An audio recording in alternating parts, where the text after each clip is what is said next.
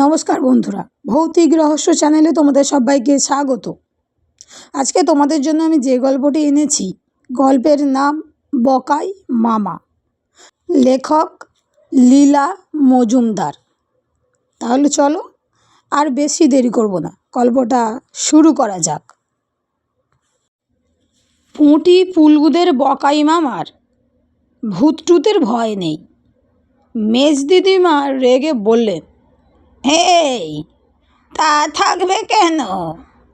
রোজ দুবেলা আয়নায় নিজের ওই কালো মুখ, গোবদা শরীর।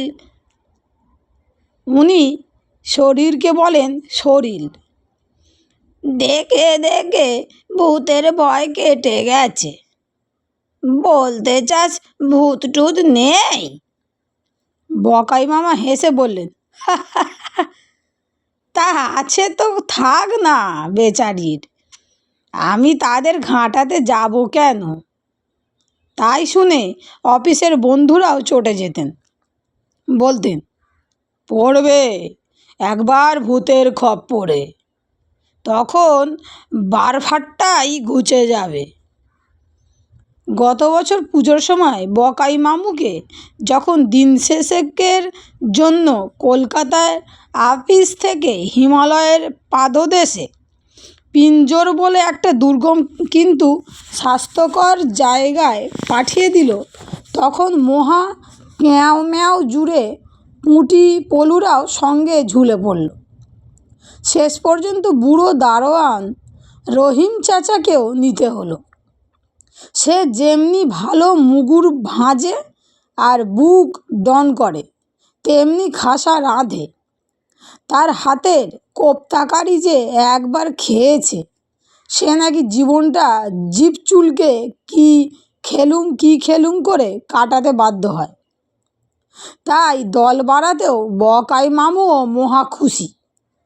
চমৎকার স্বাস্থ্যকর স্থান, সন্ডা গুন্ডা, ভালো রাঁধিয়ে একজন সঙ্গী আর দুটো হাসি খুশি গোপ্পে ছেলে মেয়ে। আবার কি চাই? সরকারি ব্যাপার বলে জায়গাটা আসল অবস্থান বা নাম বলবো না, খালি এইটুকু ফাঁস করছি যে কলকাতা থেকে 1.5 দিন ট্রেনে আর প্রায় 1 দিন বাসে চেপে এই আমাদের দার্জিলিংয়ের মতোই উঁচু এক সুন্দর একটি ছোট পার্বত্য শহর। অতি স্বাস্থ্যকর জায়গা, অপূর্ব দৃশ্য। পুঁটি পুলু তো সব ব্যবস্থাপনা দেখে আহ্লাদে আটখানা। শীত তাপ নিয়ন্ত্রিত ট্রেনে চেপে পাহাড়ের পাদদেশে গৈরি স্টেশনটি দেখলেও প্রাণ জুড়োয়। বলা বাহুল্য, গৈরিও একটা ছন্দনাম। সেখানে চমৎকার একটা খাকি রঙের স্টেশন ওয়াগন ওদের জন্যেই অপেক্ষা করছিল। গৈরি থেকেই চড়াই রাস্তাটি ঝাউবনের ভিতর দিয়ে এঁকে বেঁকে উপরে উঠে গিয়েছে। আর যতই উপরে উঠেছে, নাকে মুখে ততই কেমন একটা মিষ্টি গন্ধওয়ালা বাতাস লাগছে। ওটি হলো পাহাড়ি কুয়াশার গন্ধ। নাকে গেলে নাকি ব্যামো ব্যাধি সেরে যায়, অন্তত রহিম চাচা তাই বলছিল। বীর ঠাকুরদাদার বাবা কোম্পানির আমলের কোনো পাহাড়ি সেনাদলে পশ্চিম বছর কাজ করে রূপোর মেডেল পেয়েছিলেন। কাজেই ওর এসব জানা উচিত। সে যাই হোক, স্টেশন ওয়াগনটা কিছুক্ষণ লম্বা লম্বা ঝাউ গাছের বনের মধ্যে দিয়ে উঠে হঠাৎ একটা বাঁক নিয়ে অদ্ভুত একটা জায়গায় পৌঁছলো। তার মাথার উপর দিয়ে একটা ঝর্ণার ধারা নেমে যাচ্ছে, আর ধারাটার তলা দিয়ে দিব্যি সুন্দর গাড়িটা উঠে গেল। তার গায়ে এতটুকু জল লাগলো না। ওরা তো আরও কিছুটা উঠে লোকালয়ে পৌঁছানো গেল। সেখানে 2-4টে চায়ের দোকানে গারুর মতো কেতলি থেকে গরম চা ঢেলে দিচ্ছে। বয়াম থেকে ইটের মতো শক্ত চমৎকার বিস্কুট আর পানের খিলির মতন কাগজের ঠোঙায় চিনে বাদাম বিক্রি হচ্ছে। সেসব খেতে যে কি ভালো সে আর কি বলবো। একেবারে রাস্তার ওপর হোটেলও ছিল, রঙিন কাগজের মালা দিয়ে সাজানো। ফর্সা খাঁদা সুন্দর দুটো ছেলে ওদের নামতে বলছিল, কিন্তু ওরা পিঞ্জরের বড় সাহেবের কুঠির নতুন অফিসার আর তার বাড়ির লোক শুনে কেমন যেন হকচকিয়ে সরে গেল।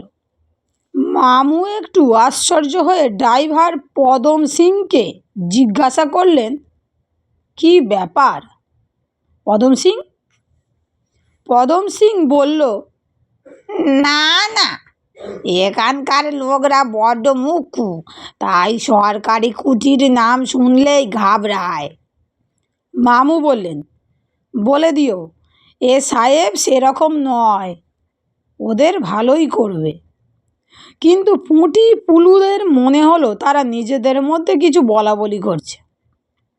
সে যাই হোক, চারদিকে রূপের হাট, গাছপালা, আকাশ, ঝর্ণা, ঘরবাড়ি, লোকজন, সব সুন্দর। পাহাড় বলতে কি আর হিমালয়, ছোট একটা হিল। তবে সেখান থেকে উত্তর দিকে তাকালে দিগন্ত রেখার খানিকটা উপরে দেখা যায় রূপলি রং দিয়ে যেন আঁকা হিমালয় পাহাড়ের শাড়ি। এত সুন্দর যে গা শিরশির করে। ছোট পাহাড়টার সমস্ত চূড়োটা জুড়ে ফল গাছ, ফুল গাছে ঘেরা সুন্দর বাংলোর জানালার কাঁচে রোদ পড়ে ঝলমল করছে। পুঁটি, পুলু আর রহিম চাচা বাড়ি দেখে মুগ্ধ। পুলু বলল, তবে হবে না, এসব জায়গায় বড় সাহেবদের এরকম রাজা বাচ্চাই বলা চলে। সেকালে তাদের কথায় লোকের মুন্ডুর্স পড়ত, মুখ দিয়ে যে কথা বেরুতো সঙ্গে সঙ্গে সেটা পালন হতো। এ বাড়িতে একসময় নাকি লর্ড কার্জন থেকে গেছেন। চেয়ার টেবিল, কৌচ কেদারা, ঘর জোড়া কার্পেট, জড়বাতি, ফুলদানির ঘটা দেখছিস? ওইখানে একসঙ্গে 100টা মোমবাতি জ্বলতো একসময়। মামু বলছে। পুঁটি 2 বছরের ছোট। ছোড়দা যা বলে সব মেনে নেয়, তবুও বলল,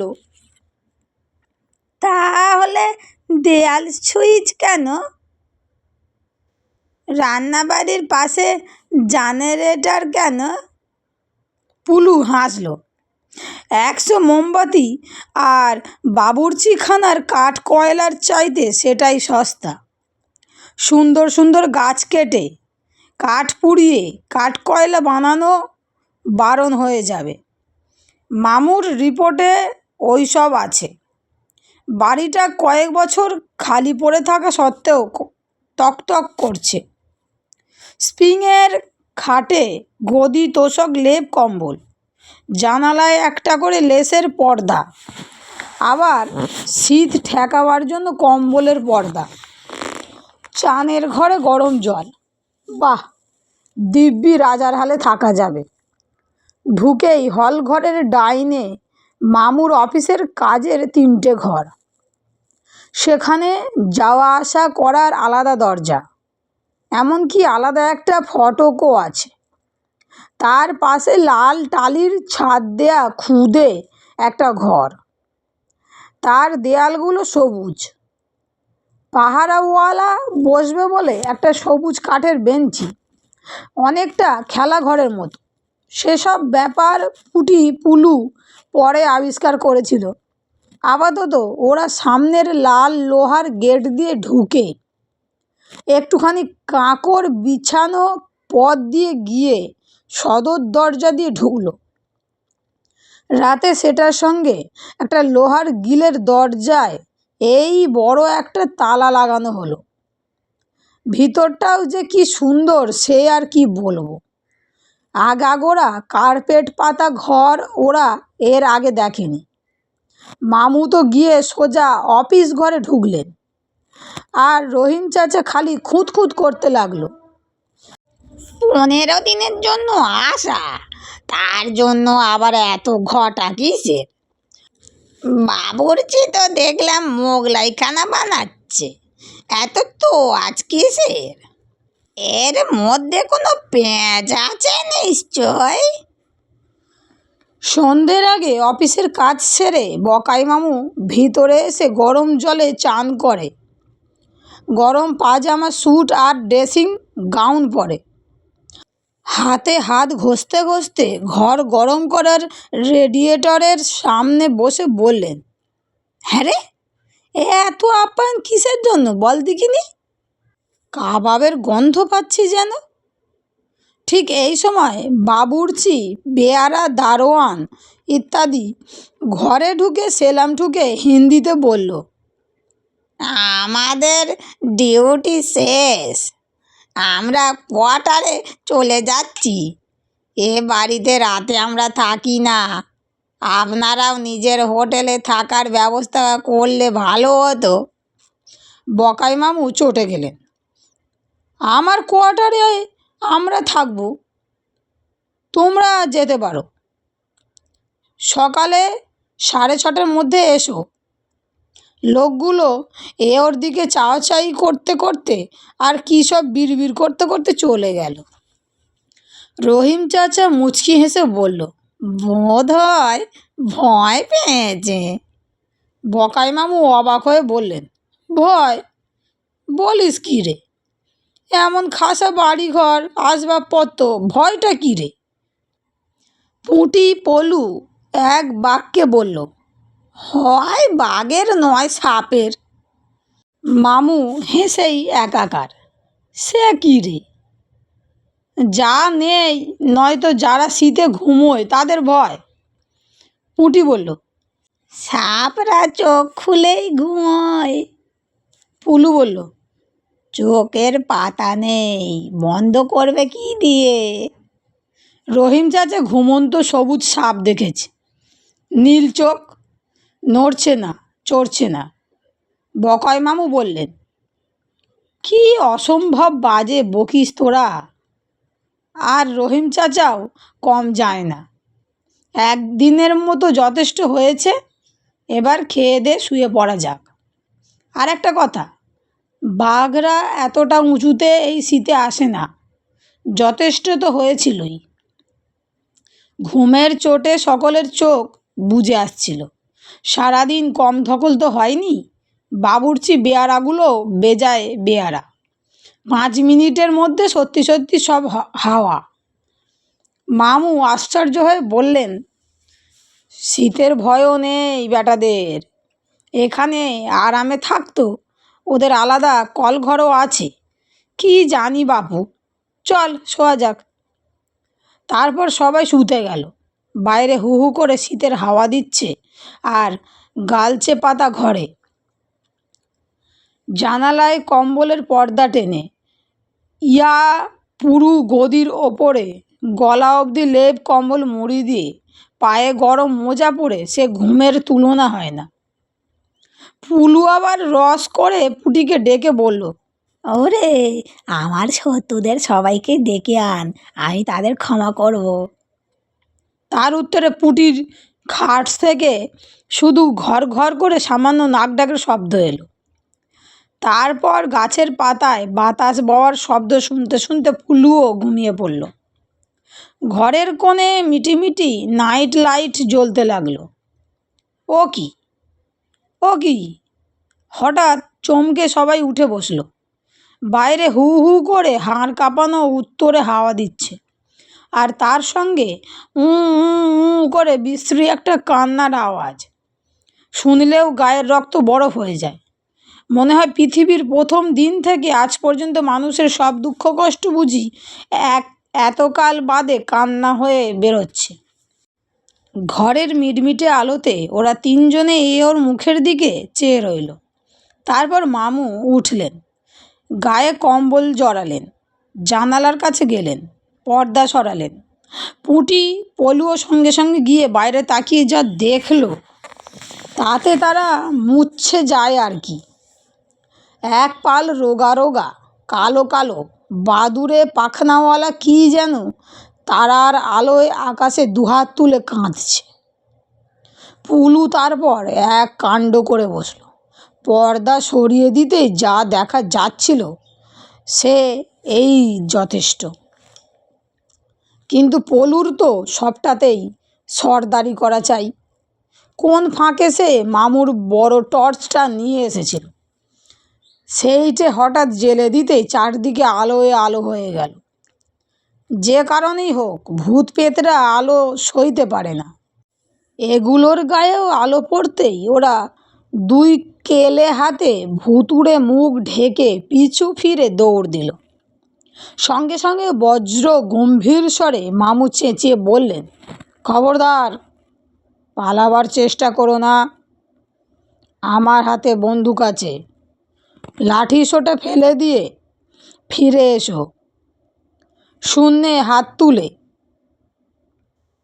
পুটি পুলু অবাক হয়ে দেখল ভূতগুলো হাতের ভুতুড়ে লাঠি ফেলে দিয়ে শূন্যে ওই বড় বড় নৌকোওয়ালা হাত তুলে আস্তে আস্তে সত্যি সত্যি ফিরে এলো। পুঁটি বলল, একে রে বাবা, মামু ভূতকেও পোষ মানাচ্ছে। পুলু কাষ্ট হেসে বলল, টর্চের আলো লেগে ওদের ছায়া পড়েছে যে, একে রে বাবা। পুঁটি তো অবাক, তাতে কি হয়েছে, ছায়া পড়েছে তো কি হয়েছে? পুলু মুচকি হেসে বলল, সে কি রে, ভূত চিনিস না? 1 নম্বর হলো পায়ের গোড়ালি সামনে আর আঙুল পেছনে থাকে, আর 2 নম্বর হলো ছায়া পড়ে না। আর জানিস, মামুর বন্দুকে গুলি নেই, আনতে ভুলে গেছে, আমি দেখেছি। এদিকে মামুরও এমনি সাহস যে বারান্দার ডবল দরজাটা হাট করে খুলে দিয়ে বললেন, চলে আয়, কাছে আয়, চাঁদ মুখগুলো ভালো করে দেখি। এই পদু, তুই তো এখানে চাকরি করিস, তুই ওদের দলে কেন? তুইও ভূত নাকি? অমনি হাউমাউ করে কাঁদতে কাঁদতে পদ্মলোচন বেয়ারা ছুটে এসে মামুর পায়ে পড়ল। আমাকে গুলি করে মেরে ফেলুন স্যার, ওদের ছেড়ে দিন, ওদের কোনো দোষ নেই, খেতে পায় না তাই ভিক্ষে করে নয়তো একটু চুরি চামারি করে। গোবরা হলো গিয়ে ঠ্যাঙারে, জেল কেটে কেটে ওর শরীরে আর কিছু বাকি নেই। পুলিশের বড্ড পেটায় স্যার, দয়া মায়া নেই, ওদের মাথা নাই গুজবার ঠাঁই নেই। শীতের দেশ, তাই রাতে এখানে শোয়, কোনো জিনিস ছোঁয়া বারণ, আমি পাহারা দিই। শেষটা আমার চাকরিতে যাক আর কি, রান্না বাড়িতে শোয় ওরা 10 জন, আরাম হয়, ওদের কোনো দোষ নেই স্যার, বড় দুঃখী। মামু মুচকি হেসে বললেন, আচ্ছা এখন যা, ভালো চাস তো 11টার সময় আমার অফিস ঘরে সবাইকে নিয়ে আসিস। বন্দুক দেখেই সব নাড়ি ছেড়ে যাচ্ছে। তা ওদের চাকরি দিলেও ওরা কাজ কাম করবে কি করে? থাকতে হবে তো এই পাণ্ডব বর্জিত দেশে। না না, বলে দিস আরও সাহসী হতে হবে। এখন কেটে পড় দেখিনি, ওদের ডেকে রান্না বাড়িতে শোবার জায়গা করে দিস। ঘণ্টাখানেক বাদে আবার চারিদিকে চুপচাপ হয়ে গেল। লেপ কম্বলের তলায় ঢুকতে ঢুকতে বকাইমামু বললেন, বন্দুকে আমি কখনো গুলি ভরি না, কি জানি ফুর্তির চোটে যদি শেষটা কিছু করে বসি। পুঁটি বলল, ছোটদাও তাই বলছিল, চমকে উঠে কি একটা বলতে গিয়েও বললেন না মামু। এখন যদি তোমরা কেউ পিঞ্জরের দিকে যাও, দেখবে ওখানকার সরকারি বাংলোর পাশের অনেকখানি ঢালু জমি জুড়ে চমৎকার এক ফল তরকারির বাগিচা হয়েছে। সেখানে যারা হাসি মুখে গান গাইতে গাইতে সারাদিন খাটে আর বিকেলবেলা মিষ্টি গলায় গাইতে গাইতে খুরপি, কোদাল, ঝুড়ি, দড়ি নিয়ে ওদের নতুন কোয়ার্টারে ফেরে, তাদের সঙ্গে বকাই মামুদের কেলে ভূতদের কোনো সাদৃশ্য খুঁজে পাবে না। কিন্তু বকাই মামু প্রতি বছর পুজোর সময়ে পুঁটি পলুকে নিয়ে ওখানে ছুটি কাটাতে যান। ওরা ফুলের মালা পরিয়ে গান গেয়ে ওদের অভ্যর্থনা করে। গোবরা বলে ওদের কজন নিজের হাতে খিচুড়ি আর ফুলকপি ভাজা রেঁধে খাওয়ায়। তার সঙ্গে সর্বদা 5-6টা বেড়াল ঘোরে, কেউ কানা কেউ খোঁড়া, একটার একটা কান নেই, একটার আধখানা লেজ নেই। দুঃখী জানোয়ার দেখলেই গোবরা তাদের তুলে নিজের খুদে ঘরে নিয়ে আসে। তোমরাও একবার সুর করে অলি ভুলি দুলু কালি খেদু উ উ বলে সুর করে ডাকো, দেখবে কি মজার কাণ্ড হয়। জ্যামো বিস্কুট নিয়ে যেও, ওরা নিরামিষ খায়। বন্ধুরা, গল্পটি এখানেই শেষ। গল্পটি তোমাদের কেমন লেগেছে অবশ্যই আমাকে কমেন্টে জানিও। আর ভালো লেগে থাকলে বন্ধুদের সঙ্গে শেয়ার করে চ্যানেলটি সাবস্ক্রাইব করে লাইক করে আমার পাশে থেকো, যাতে আরও নতুন নতুন গল্প আমি তোমাদেরকে শোনাতে পারি। আর তোমরা যদি অন্য কোনো গল্প শুনতে চাও সেটাও তো আমাকে বলতে পারো কমেন্টে। তাহলে বন্ধুরা, আজকের মতো বিদায়।